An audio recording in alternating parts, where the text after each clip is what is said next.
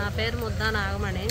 నేను కలెక్టర్ గారి బంగ్లాలో 2 సంవత్సరాల నుంచి వరకు వంట పని చేస్తూ ఉన్నాను. అయితే సార్ మమ్మల్ని శివశంకర్ సార్ మమ్మల్ని ఆబ్కాస్ జాబ్లో రాశారు.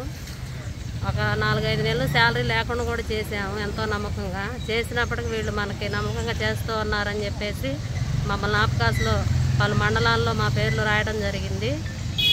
ఆ జరిగినప్పటికీ సంవత్సరం క్రితం జానీ భాష అనే అతను అక్కడ సీసీగా వచ్చాడు. వచ్చి మమ్మల్ని ఎంతో ఇబ్బంది పెడుతూ ఉన్నాడు.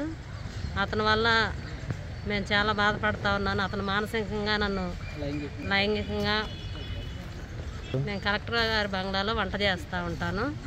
ఇప్పుడు గత నెల నుంచి కూడా నన్ను వర్క్ ఆపేశారు. గత 6 నెలల నుంచి నన్ను హింసించడం జరుగుతుంది. తనకు నచ్చినట్టు ఉండాలని, తనకు టీలు కాఫీలు ఆఫీస్ రూమ్ తీసుకురమ్మని చెప్పేసి నన్ను ఎంతో ఇబ్బంది పెడుతూ, ఆ టీ కాఫీ ఇచ్చినప్పుడు నా చేయి తాగటం వల్ల చేయి పట్టుకొని లాగటం అలా ఇలా ఇబ్బందికరంగా చేస్తూ ఉన్నాడు. నీకు రూమ్ బుక్ చేశాను, నువ్వంటే నాకు ఇష్టం అని చెప్పేసి వేధిస్తూ ఉన్నాడు.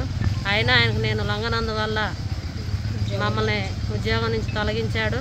అదే బంగ్లాలో మా తమ్ముడైనటువంటి పవన్ కళ్యాణ్ కూడా పనిచేస్తూ ఉన్నాడు అటెండర్గా. చేస్తూ ఉంటే ఆ సార్ అనే మాటలన్నీ నేను తనకు చెప్పాను. తను చెప్పినందువల్ల సార్ని అడిగారు. సీసీ గారిని అడిగితే నాకు నచ్చినట్టు నేను చేస్తానని చెప్పేసి మాట్లాడారు. ఈ విషయం ఇలా జరిగిన విషయం ఎవరికైనా చెప్పారంటే మిమ్మల్ని ఉద్యోగం నుంచి తొలగిస్తాను, మీరు ఉద్యోగం ఎలా చేస్తారో చూస్తాను, మీ అంత తెలుస్తానని చెప్పేసి అన్నారు. మీరు నన్ను ఏం చేయలేరు, ఎక్కడికి పోయినా కానీ నాకు సపోర్ట్ ఉందని చెప్పేసి మాట్లాడారు. మేము ఇప్పుడు గత నెల రోజుల నుంచి ఆఫీసుల చుట్టూ తిరుగుతున్నా కానీ వాళ్ళకి అధికారులు కూడా కొంతమంది సపోర్ట్ చేస్తూ ఉన్నారు. డిఆర్ఓ సార్ వాళ్ళందరూ. ఇంకా డిఆర్ఓ సార్కి ఫిర్యాదు చేశాము.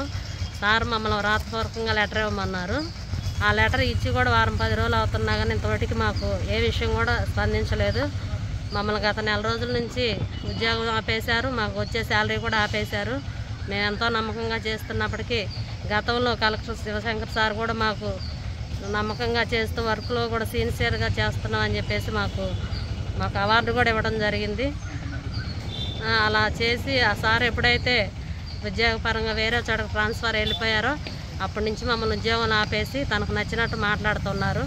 ఇప్పటికైనా మీరు నన్ను నమ్ముకుంటే మీ తమ్ముడికి, ఇంకో శివ అని అతనికి, మీకు ముగ్గురికి నేను పోస్టులు ఇస్తాను, నువ్వు ఇప్పుడైనా ఒప్పుకో, లేట్ అయిందేం లేదని చెప్పేసి బెదిరిస్తూ ఉన్నారు.